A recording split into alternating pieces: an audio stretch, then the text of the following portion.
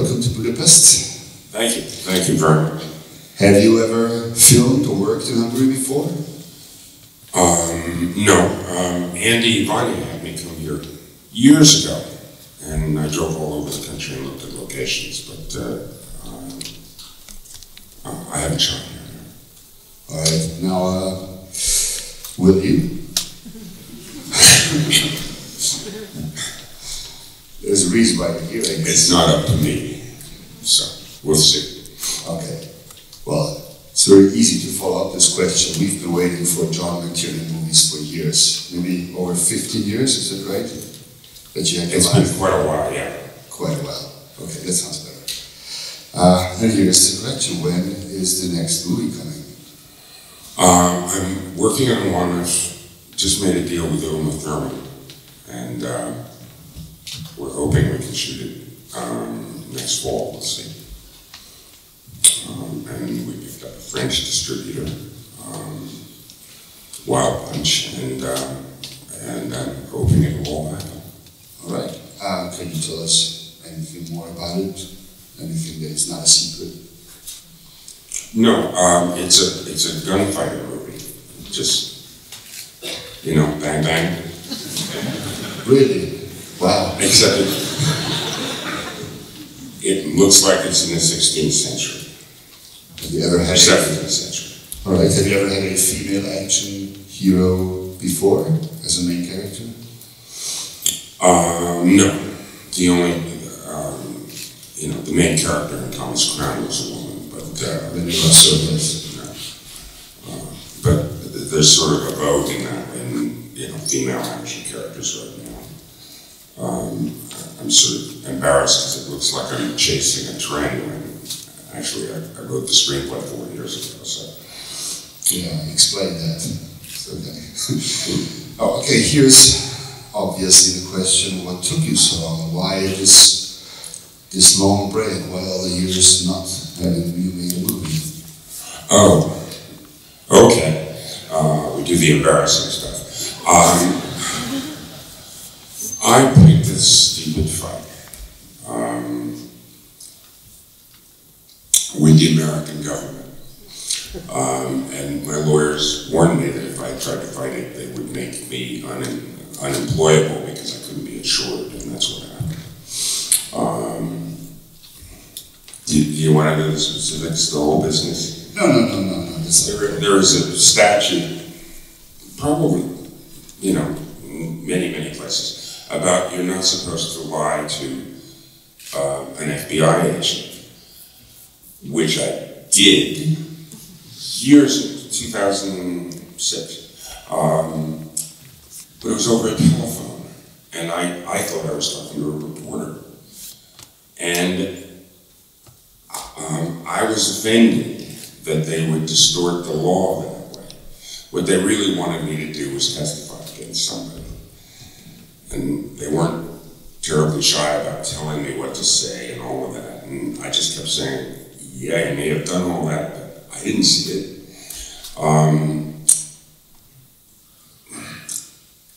So I decided foolishly to resist when all I really had to do was just sort of say, whatever you want, guys.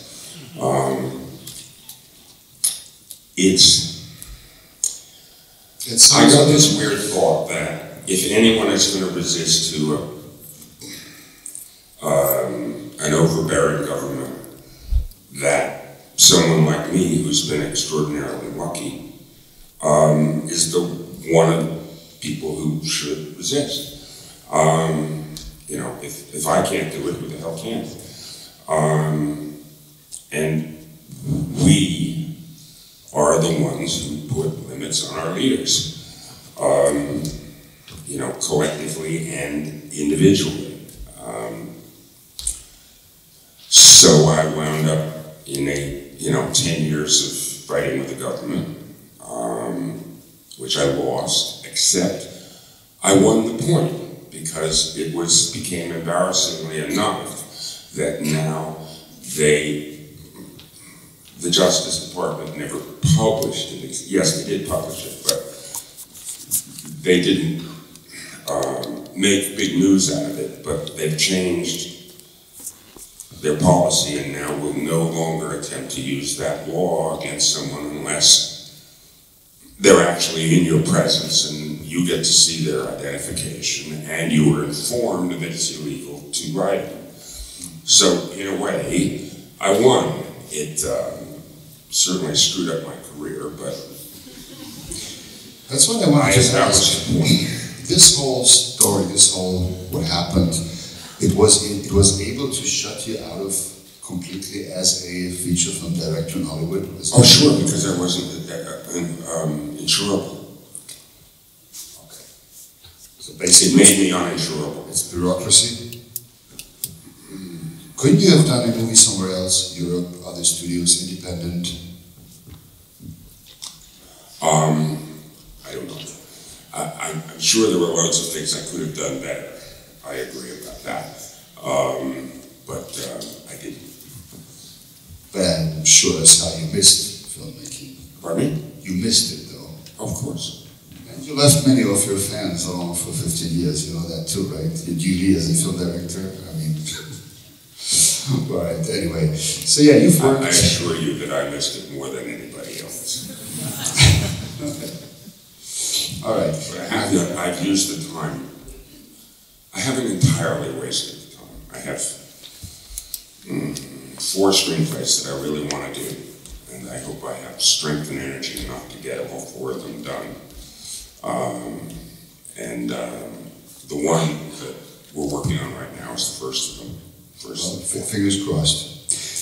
Okay, so here we are, your little bureaucratic problem that you had, but also you haven't been, let's say, at least the nicest person in the world with studios when it came to a certain genre. Does that have anything to do with it? What do you mean? I mean that you have created masculine icons on movie screen. John McTiernan, Predator, you shot with Banderas, Sean Connery, yet you were bashing some studios for their hyper-masculinity in comic films and superhero movies. How's that? Well, I wasn't trying to bash studios exactly. I'm not fond of the comic book things with the superhero movies, because they're... We don't have to talk about it. Anyway, it's that they're aimed at young people, and yet there is no character there that a young person can emulate. What are they going to do? Say, I want to be like Spider-Man and I'm going to go jump off buildings?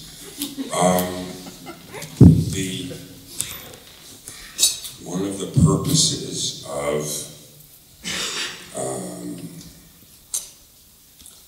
theater and film is what Shakespeare said: we are the abstract and brief chroniclers of the time.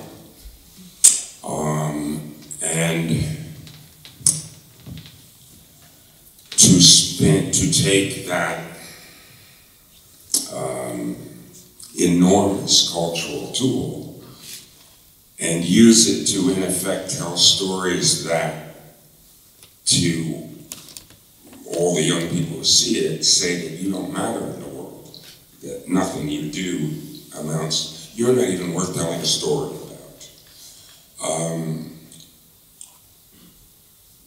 And that you will never be able to do anything that is significant enough for people to notice. You will never be able to,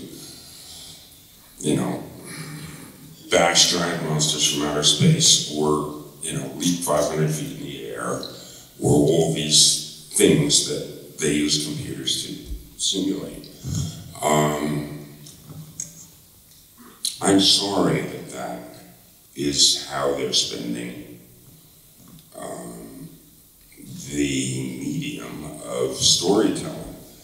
A previous generation, I don't know if it counted here, but I know that 2 generations of American men and women, but largely men, learned morality from the movies, from like the John Ford movies. where it wasn't simply about who won, or it wasn't about, you know, how outrageously tough or how brutal you can be. They were stories about people who behaved morally. They behaved well. John Wayne almost always behaves well. And all those other guys, it was like a giant instruction manual on how to behave like a decent, civilized adult male. And I'm sorry that they're not doing things like that, and instead they're, you know, they're filling the medium instead with fantasies and images that no human being can emulate. They learn nothing from it except that they're unimportant, and that bothers me, that a whole generation of children will be taught that they're unimportant, that they can't do anything significant. I'm sorry if I sound like I'm preaching, but you know, when you get old enough, there's a certain amount of that happens. Anyway, can you name a movie, an action movie that is for this generation, but it also can live up to your moral and filmmaking standards? Have you seen one lately? Is there one that you can mention that you would name? Well, I don't know. I usually try to avoid that kind of stuff. Like, you know, you pick on one and point one out, and then whoever you didn't mention gets annoyed. Have you guys seen The Green Book? Wow, no? It hasn't come here? Oh, okay. It's a good little movie. It is one of, you know, it's a sort of standard American homily about unlike people learning to respect each other and behave decently toward each other. And it's very, very well made. And Viggo Mortensen is amazing. He's really a chameleon. He completely just changes and becomes other people. I think it's not in cinemas yet in Hungary, if I know correctly. Anyway, I was about to ask you what the moral standards of the Predator are, but I think we can move on in. What moral standards of what? I was just kidding. A Predator? The movie, but it's the one I did, or the one that Shane Black just did? No, yours, of course. Oh, Have you seen the one that Shane Black did? You watch sequels anyway. It's their moral standard. No, but it's innocent. It doesn't hurt anything. It's a completely sort of childish adventure. Okay, but you are watching sequels of movies that you make the, let's say, original Die Hard. I guess you watched the other Die Hards as well? 4 or 5? Not all of them, no. You haven't missed much. All right. You also mentioned that you worked with Andy. Yeah, I did 3 films with him. And let's have a look at one of the trailers of one of the films you worked together with. Maybe I think it was the first one, Die Hard with a Vengeance, was also produced by Vajna. Sure. Let's have a short look at the trailer.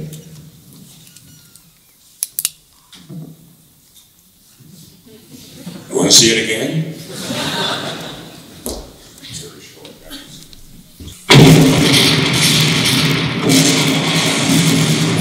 In the hands of a mastermind of terror. I want to play a game with Lieutenant McLean. What kind of game? Simon Says. The path to revenge leads straight to John McClane. If we don't do it, this guy says he's gonna blow up another company. Why me? What's it got to do with me? I have no idea. Just said it had to be you. It's nice to be needed. Simon Says. get to the paper in Wall Street Station by 10:20 was another C train and its passengers vaporized. I'm not jumping through hoops for some psycho. That's a white man with white problems. You deal with it.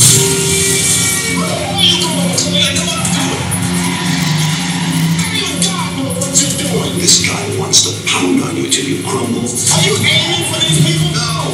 Well, maybe that's mine. He wants you to dance to his tune and then kill you. Oh, yeah. You don't like me because I'm white. I don't like you because you're gonna get me killed. On May 19th. This is a bad idea. Ladies and gentlemen, I'm a New York police officer. I'm gonna ask you to calmly and quietly start moving towards the other end of the car. When the theater goes dark. Trust me, guys. Duck. The roof blows off. They're setting off bombs. And for some reason, he's very angry with me. This, as they say, is where the plot thickens. They knocked over the Federal Reserve.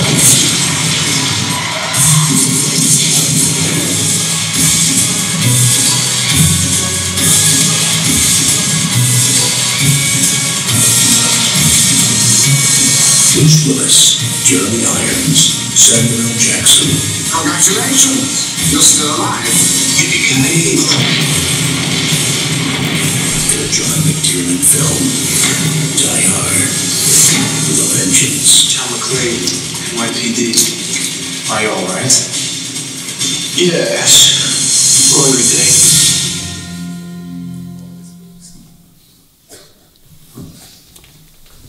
All right, here comes the obvious question. Last time you've made a movie, and until today, CGI changed a lot. What is your stance on CGI? Is it making your life easier, or is it complicated? It's just a tool. It's not. How do I put this? It has no moral significance one way or the other. It's a tool. Usually when giant sort of enormous technical advances come, there's a period when the movies are not as imaginative because people are just dealing with the technical advance. I mean, when sound came in on movies, the sense of imagination in the early 1930s movies declined quite a bit because they were just dealing with the, they had this new, very realistic thing that put sound on, and eventually people absorbed the technology and began to use it creatively. People are absorbing the technology of CGI, and eventually they'll start using it more imaginatively. Right now, people are sort of making giant monsters with it and nothing else. Although, what's it called? The story about the Mexican woman. Roma. They used a lot of CGI in that. It's hidden. It's completely hidden. So it's not calling attention to itself. It's not. It is not the subject of the movie of what they can do with the CGI. It's just hidden as a tool, which allows him to. A lot of the film it hasn't gotten here yet either. Is that it? Well, when it gets here, be sure to go see it. It has a very graceful film style and an enormous number of quite extended takes. And a lot of it was possible because of the CGI. I mean, just simple things like, you know, the front end of take 1 works great, but the back end didn't work right. But on take 6, back end is beautiful, and they can seamlessly go from one to another, which is one of the problems with them, because, you know, I've often done a lot of extended shots, and it's one of the problems of the more stuff you have to do in the shot, the more likelihood you'll have that something will go wrong, and you'll have to waste time and do it all over again. The idea that you could jump between takes seamlessly is a wonderful thought. Right, let's rewind a little bit from post-production to the very beginning of a film, scripts. Do we have any screenwriters here today? Please raise your hands so we can see how many screenwriters you have there. So obviously the question, how do you pick your script? Once you've picked it, how much do you try to influence it, correct it, rewrite it?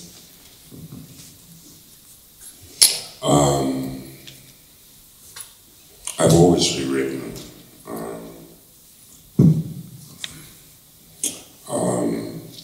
Never ask for credit or anything, but for instance, Thomas Crown was a caper movie, and when I made the deal with the head of the studio, who happened to be the same guy I'd made Red October with, so he trusted me, I said that I wasn't going to make a caper movie, I was going to, that I thought it was a love story. And it used to have about 30 pages of, I don't know if, you know the movie, the end of it is all the stuff with the guys with the bowler hats making fools of the cops. You remember that sequence? That wasn't in the script. They had 30 pages of more traditional robbery stuff. I mean, it's basically reworks of, there was an old film called Duck Cabby with Peter Ustinov in, I don't know, about 1960 or so. That is the grandfather of all these caper robbery movies. Anyway, that's what, they had 30 pages of that at the end of the script, and it didn't matter to me, so, you know, I couldn't imagine it being involving to an audience, so I got rid of it. Because I thought that it was basically a, you know, it was a picaresque story, you know, a movie about a fox. Does that phrase translate? Picaresque? You know, it's, I guess it's French. French stories about well, the renard, the clever hero who outruns the police. And that was what I thought the story was about. So I should come up with a sequence that really expresses that, as opposed to very complex nonsenses of hanging from ropes from ceilings and things like that.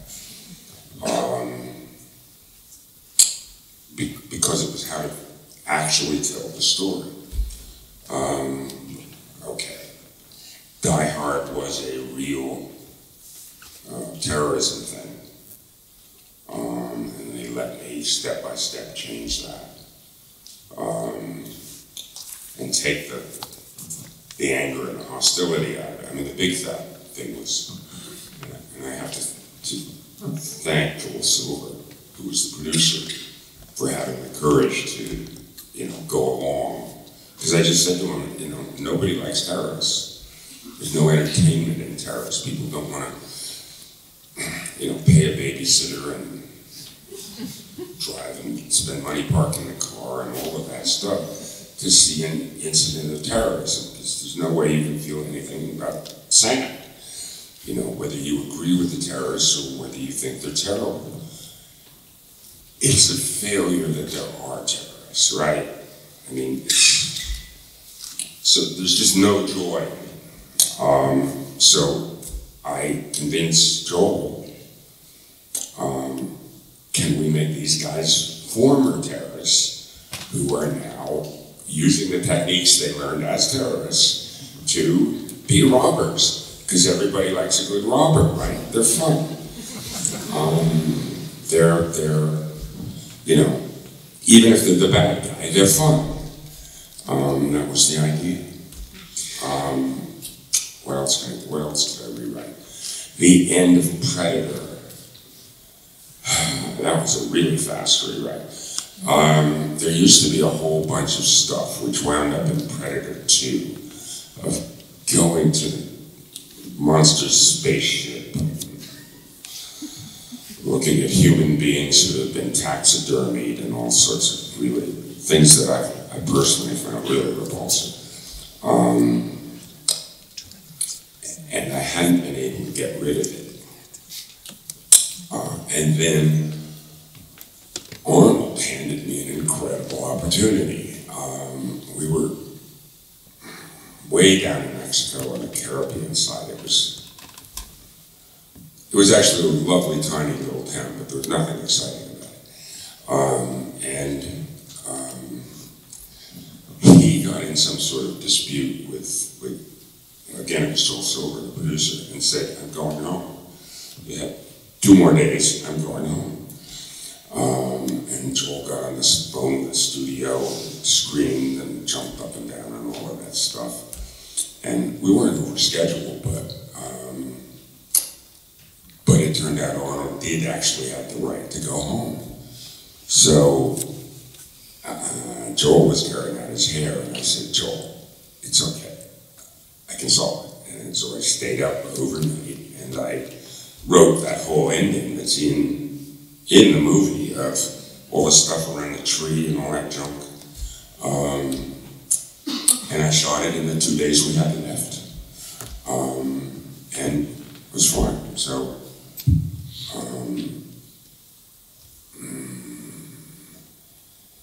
you really do need to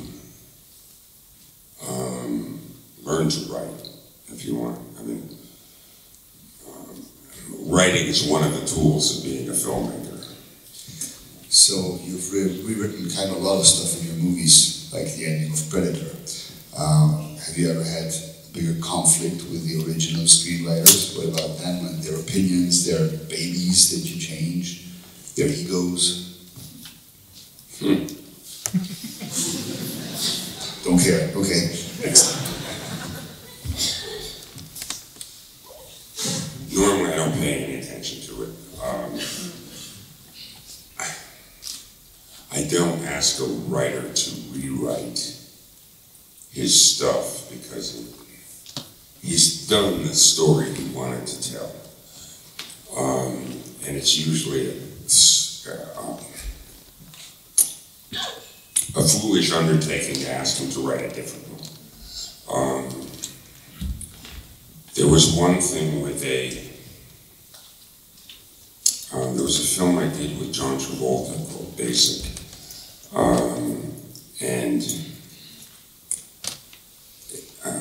That was the only place where I really had trouble with a screenwriter, because what happened was that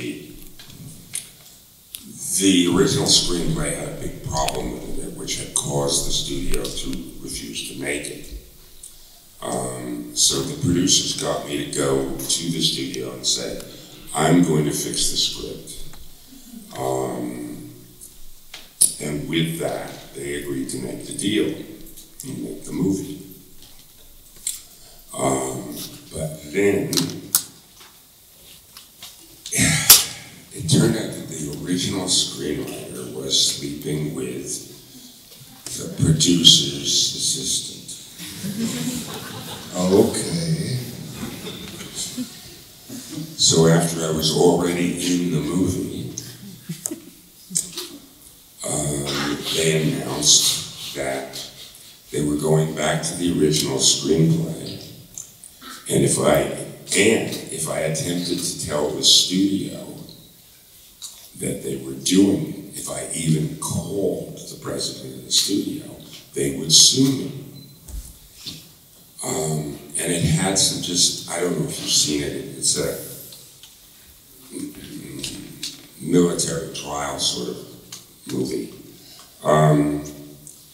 But among the things they had in it was a homosexual rape in a barracks where all these tough Green Berets rape a couple of people, a couple of males.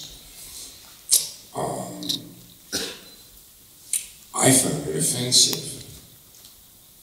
I'm not gay, but I still found it offensive.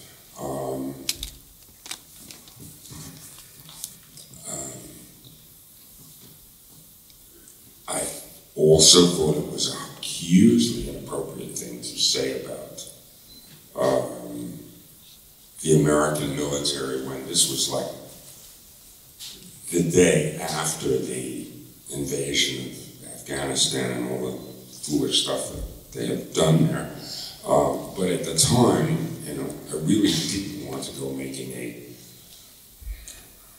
a shockingly unrealistic, vehemently anti-military statement. So you wanted to change it? Oh, I had taken it right out of the screenplay, but then after I was in the middle of production, they announced that it was back in and that I was contractually obligated to shoot it. So what I finally had to do, there was a general who was the advisor to the movie. He was a retired general, he was a doctor. And he had a wonderful story. In World War II, there was a very young general, I can't remember his name. He was a paratroop general. Was it Walker? I don't know. He was quite famous. And this kid he had snuck into the military by saying he was older than he was.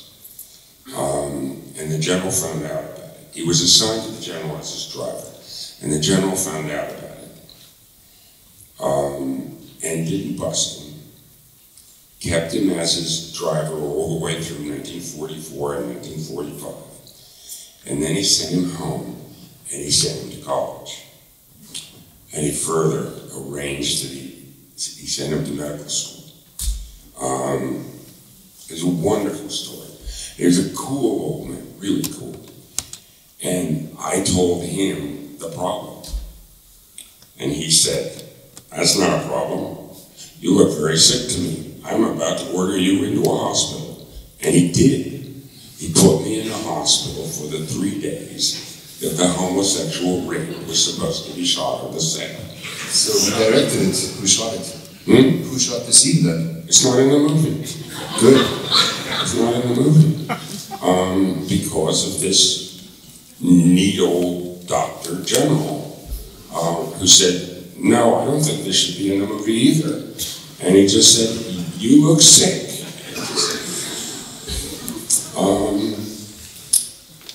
That's about the only time I've really had a fight with a writer. Okay, let's see. Oh, wait, I should say something. The thing that was most kind of disturbing about it was it was a sex fantasy from the writer. It was his sex fantasy of all these big Green Beret guys are going to misuse him. It's just, no. Good luck to him wherever he is. All right, now, another profession that sometimes can get into conflict with directors or help them a lot, producers. Do we have any producers in the audience today? None. Okay, let's move on then. I'm still going to ask you. Well, of course, one of the producers of Die Hard and also The 13th Warrior. You've shot several movies together with Vajna. Do you recall any story that you had with him? You've been also at his funeral, so I guess you've been close friends as well. Oh, yeah, we were. Well, I started working for him. And at the time, I just thought he was another film businessman. An astute one, yes, but basically just a film businessman. until he took me to Hong Kong when we were selling a movie. I don't remember which movie. Maybe it was this one. And he walked me around. And part of his history was known that he had worked for a hairdresser in Los Angeles. And there was a time when they were selling wigs. And the hairdresser sent him to Hong Kong to buy wigs. And he just never went back. There's this crazy story of him taking a suitcase full of money and driving into the hinterlands into China with a trunk and buying hair, real hair, from ladies who had long dresses. And until he had filled up the trunk. And then he drove back to Hong Kong. With a truck full of hair. That he then manufactured very high quality wigs out of. He was enormously inventive that way. And so that was part of his history that I knew, right? And then there was part of the history that he was in the jeans business. And then somehow from the jeans business, he went into the movie business. Well, when I went to Hong Kong with him, I found out that was just the tip of the iceberg. We'd go for walks, around various places in Hong Kong, and then he'd say, "Oh, yeah, that was where we had an Orange Julius business, which is a fast food thing. And everywhere we went, I found this other business that he'd done. And there were all these other people who were exactly his age, who had grown up in Hong Kong, in like the best living business school in the world, because they all would get a stake and then try to start a business. And 2/3 of the time it would fail. And they'd go to work for somebody else in the group until they got another stake, and then they'd try another business. And it was amazing that all these people that Andy had known so long ago and done business with, they all still liked him. Now, I don't know what you guys think of businessmen, but very few of them, have long-term friends. Most of them are into stealing one way or the other. And he wasn't, or maybe he was just very, very good about hiding it. But there were all these people who had done business with him for 20 years, and they still liked him. And I found that utterly unique in the movie business. I probably have known maybe 2 other men who would have liked that, where you could say anything like that about. And so that was when I started to like him, as opposed to simply being my boss, the clever businessman. He was a neat man. And he used to come up, I moved out to Wyoming a long time ago, because I wanted to have children and I didn't want them to be in Los Angeles, because it's so weird. I wanted them to go to regular public schools, and, the village near where we lived, about 1/3 of the kids were Crow Indians. And, the intrinsic racism was sort of pushed down because the Crow Indians were really good basketball players. So, anyway, he used to come up, and I had these motorcycles that I built for location scouting, mostly for Guatemala. You built them? Yeah. Well, I started with these little off-road bikes, and I rebuilt them so they had tires about this wide, with big lugs on them, and I geared them way down. So they had little tiny engines, but they would go just about anywhere a mule would go. What did you do before you became a film director, just to make this clear?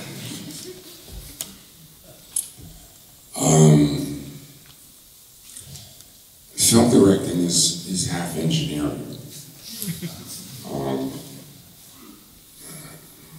you know, it's just. Yeah, go on with your So story. I grew up on a farm, and on a farm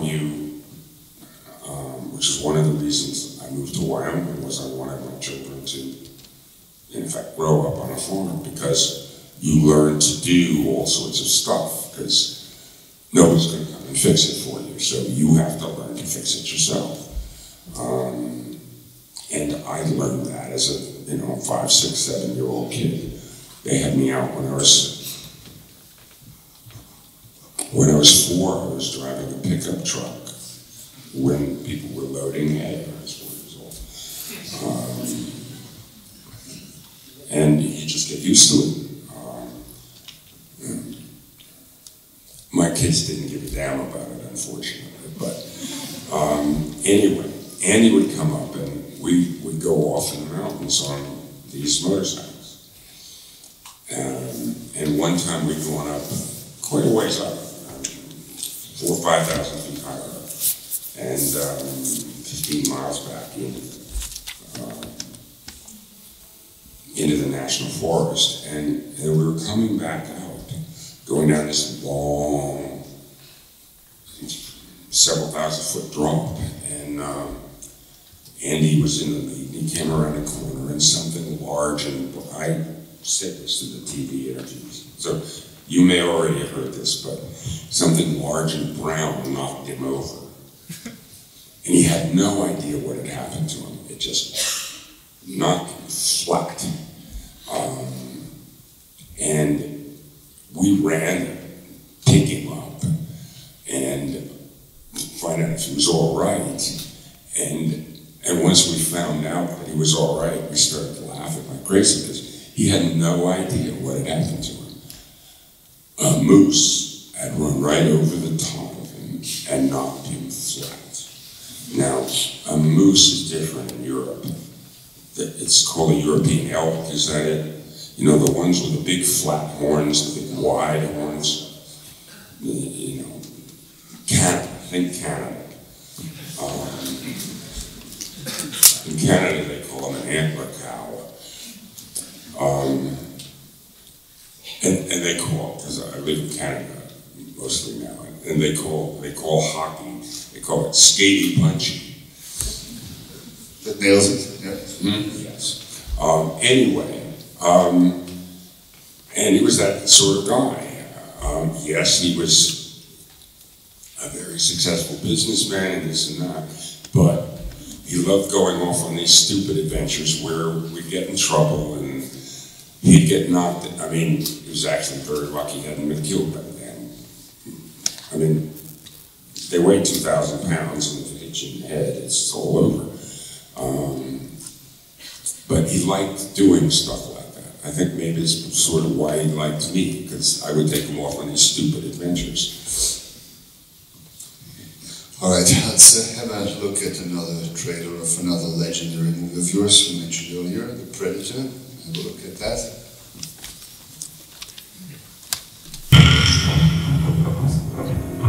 You see peace, you can kill it.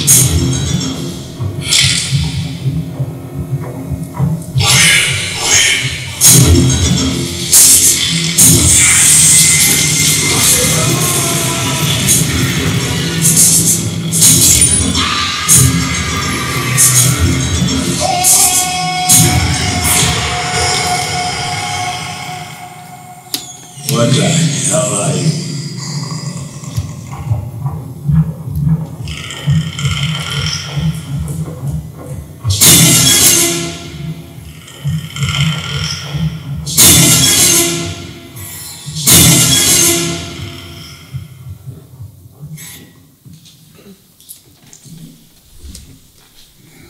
I still have to get back to the topic of sequels. First of all, I didn't quite catch it. Is there going to be a Thomas Crown for it too or not? It's not up to me, so we'll see. But you wrote a script, as far as I heard. No, I wrote a different script, but somebody proposed it might be turned into a Thomas Crown sequel. Like the Die Hard 3 that we did was written as a separate script, and then we reworked it into a Die Hard sequel.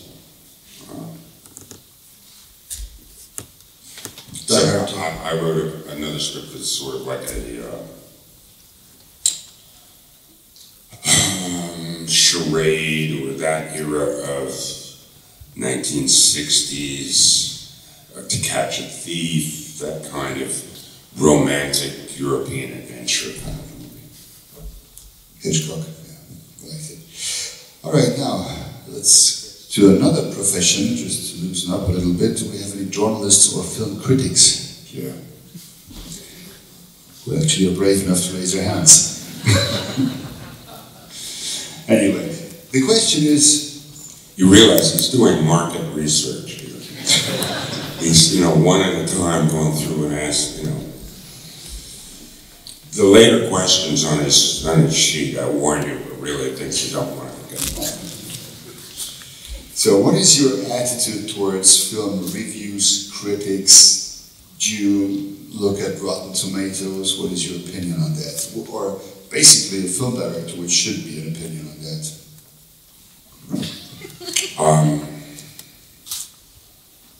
They're all part of the industry. I mean, we can be annoyed that you didn't like a review on something, but they're a part of the whole cultural activity of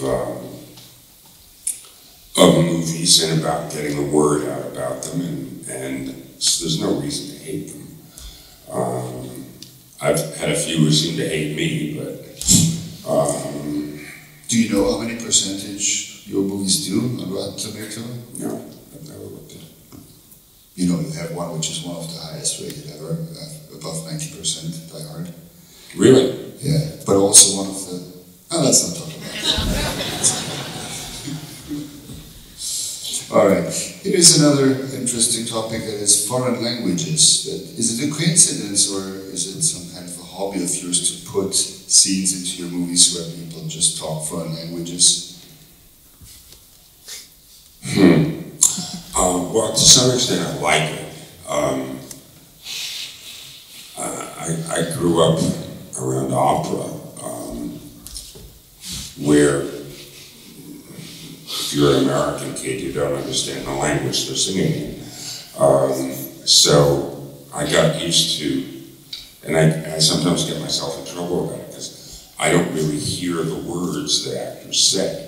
I hear the sound and the rhythm that actors say. And sometimes I'll call cut on a take and say, we got it, great, let's move on. And, the script supervisor and half the crew will say, you realize she called the leading man the wrong name? Something like that, right? I mean, some hideously stupid, obvious thing, which I hadn't even noticed, because the song that they were singing seemed right, seemed dramatic and correct. Where was I going with this? I'm sorry. It's more languages. And a foreign language encourages the audience to stop paying attention to the damn text, and to just look at, the sounds that the person makes. And so I've always sort of enjoyed it that way. Also, I've just, accidentally wound up doing movies where there were people of different nationalities, and the normal old-fashioned solution of, oh well, they all speak English, seems stupid. And I just borrowed that there was another movie a long time ago called Judgment at Nuremberg, where Fred Zinnemann, who was a really fine director, and he was dealing with multiple languages. And he changed languages in the middle of a shot, and I just literally copied the shot. It was Maximilian Schell, who was the prosecutor, and he was speaking in German, and they did a zoom right into his mouth, and he took a slight pause in a German sentence and just continued in English. and the camera pulled out, and they continued in English, and from then on, you understood that, oh, there's all sorts of translation going on here, but we don't have to go through it all. And it just was a wonderful theatrical convention, and I just copied it. So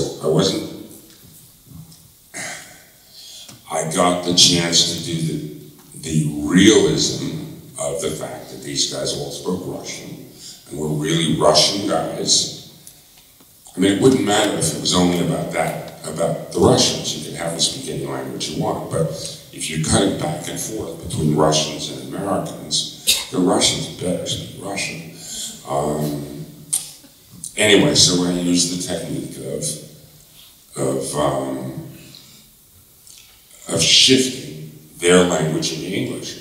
And then later on, near the end of the movie, I had the problem of I had to undo that, because the Americans were going to arrive on the Russian submarine, and now what are you going to do? So I had I concocted this really silly thing of, there was this big hatch, and we were down below with the Russian guys, and they're all speaking English about, we've got to let the Americans in, right, and they get the hatch open, and we cut to over the Americans looking down at them, and the same guys we had just seen speaking English are looking up at the Americans through the hatch, and they suddenly start speaking Russian, and it just goes by, and it's perfectly natural, and I just used the device of the hatch to have the break, and then a little while later I switched languages again, where I have Sean Connery demonstrate that he speaks English,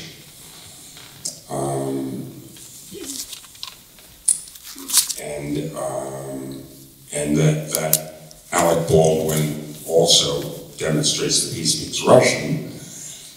So they agree to continue in English. So we could play the rest of the movie in English and the audience could follow. But it was like, we were ping-ponging between languages. It was a stunt. What do you want? Why don't we have a look at this movie you're talking about, The Hunt for Red October, where a Scotsman plays a Russian who wants to be an American? Is that the one? The most brilliant commander in the Soviet Navy. Brady has trained most of their officer corps. He's nearly a legend in the submarine community. The most deadly submarine ever built. This thing could park a couple of 100 warheads off Washington. Nobody knew a thing about it until it was all over. Once more, we play our dangerous game with our old adversaries, the American Navy. His plan is a mystery. A man with your responsibilities reading about the end of the world. And he has suffered a kind of nervous breakdown in which he announced his intention to fire his missiles on the United States. He wants to help you hunt him down, kill him. Open the outer doors, firing point procedures. We sail into history. I'm going right to Mars. Brady just might be trying to defect. You're just an analyst. What can you possibly know what goes on in his mind? I'll give you 3 days to prove your theory correct. I'm not field personnel. I have to be an analyst. You're perfect. I'm expendable. He's defecting. Willing to bet your life on that? For the best-selling novel by Tom Clancy, the director of Die Hard. Give this man a chance. My rules are specific. Not assertions. Sean Connery, Alec Baldwin, James Earl Jones, Scott Glenn, Sam Neill. The Hunt for Red October. Do you watch your movies from time to time? No. Not even when it's just on TV and you say, okay, I'm gonna watch it a little bit. There was one that I don't remember which one, that was on, I don't know, it might have been Die Hard at Christmas. Die Hard has become a Christmas movie.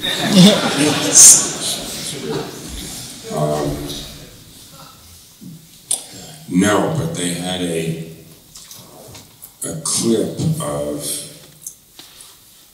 Predator somewhere or so. In Nice, I guess. And I just sort of realized that it's an elegy on maleness. There are all these different heterosexual males who behave in slightly different ways, but I guess in a way it's sort of related to that thing that I talked about, you know, John Ford taught at least 2 generations of American men how to behave as a decent, moral man.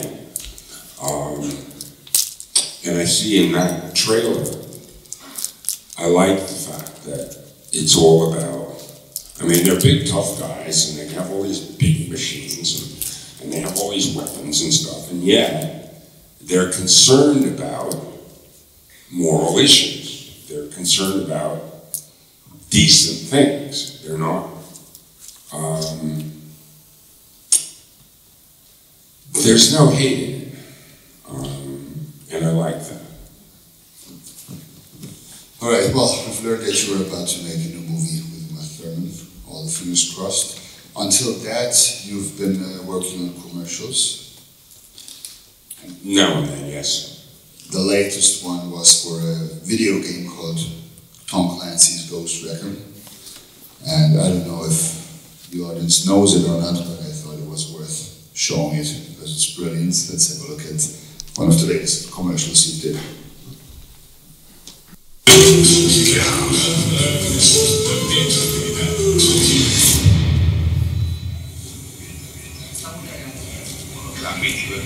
Non lo gusta che si excita. Mi tocca. Basta.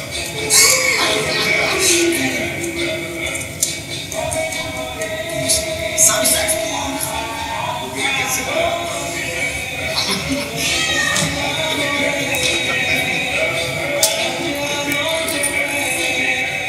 Qual è che tu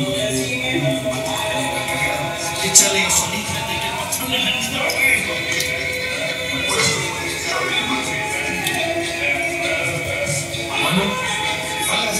No, no pasa nada. No tenemos prisa. Cuando te lo vayan.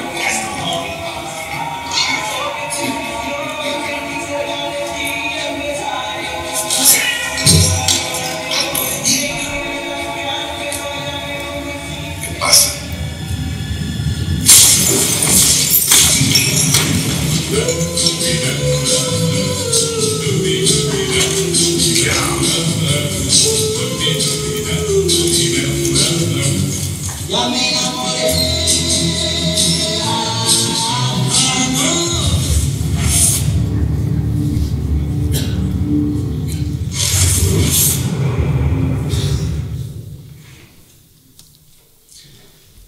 Okay, unfortunately, I hadn't seen that. I loved it because I had hoped that they'd do that thing at the end with the cat doing this while the guys are all dead. It's brilliant. all right, our time is almost up. We're going to have a small Q&A later on, but we've talked to producers, scriptwriters. We still have a few professions left, but no time left. So how about a global advice to filmmakers, directors, actors, editors? Global advice. Whatever you think is important for them to know about filmmaking that you would like to tell them. Whoa. Oh. That's like an invitation to the Gettysburg Address, or, you know, an inaugural, whatever. Okay. What we do is actually important. What we do is not frivolous. It is not simply, you know, mindless entertainment. We have a real role. And this has to do with, why do we do this? Why do we want to work this stuff? Because it's hard, and sometimes you make a lot of money, but most of the time you don't. And it takes 15 years at least to learn the basics. Why do we do it? And I would like to suggest that there actually is a reason, that we are part of a larger thing, that we have a purpose, and that further than implies some things about how we behave.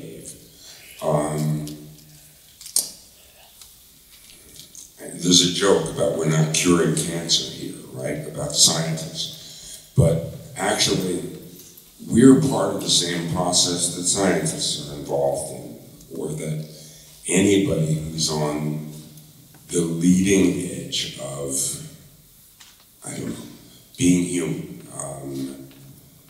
It's sort of like the task of being human is to crawl from a worm in the mud to an angel.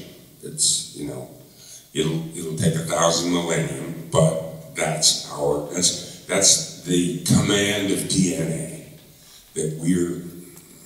I mean, I really think it's so crazy that people worry about nationality and this and that. I mean, the most someone now should say, yes, I'm a European.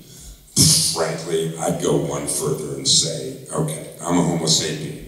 I'm that species. We are one species, which is really one of a whole bunch of others that are almost equally important.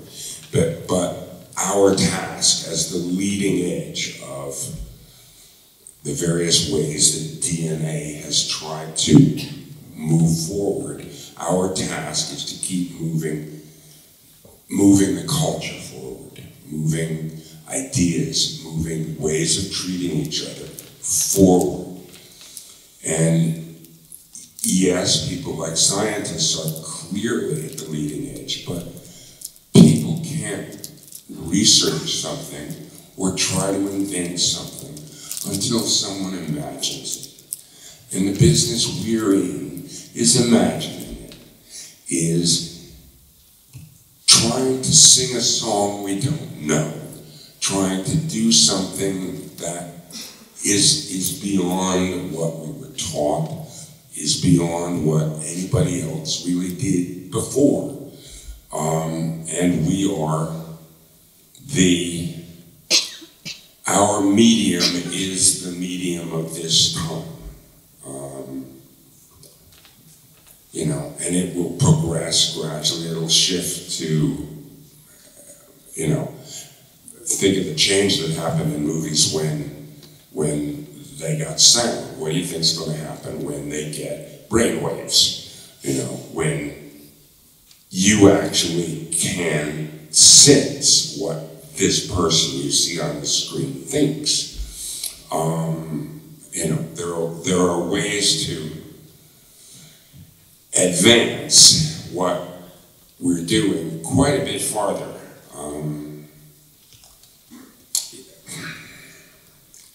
I'm babbling here, but it's okay. They're called mimetic arts, all the stuff that we do. Aristotle called it that. And it just means it's concerned with describing what it is like to be a human being, okay? And in another age, the technology was about, let's say, carving in stone, okay? And by the time they got to Michelangelo, they couldn't do it any better. And that craft, that art, is over with. I mean, yes, there's still, you know, Botero that makes fat people, and there's Giacometti who makes tall, skinny people, but nobody does it any better than Michelangelo's David or the Moses, okay? So that's finished. And, you know, probably music was finished by Beethoven. People still make really great music, really interesting things, but no one's going to ever do better, or that craft is finished. Our craft isn't done. You know, we haven't had our Beethoven yet. So this all amounts to, there's a reason for doing what we do. And it's not just pursuing a buck, or hoping we can, you know, buy a Porsche.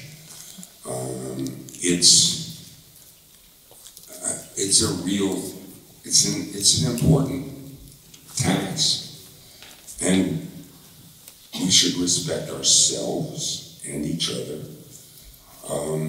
and also use it as a guide for what we do, for what kind of stories we want to tell, and what stories we, you know, I don't care how much they're paying, I really don't want to be involved in that, you know, that sort of thing.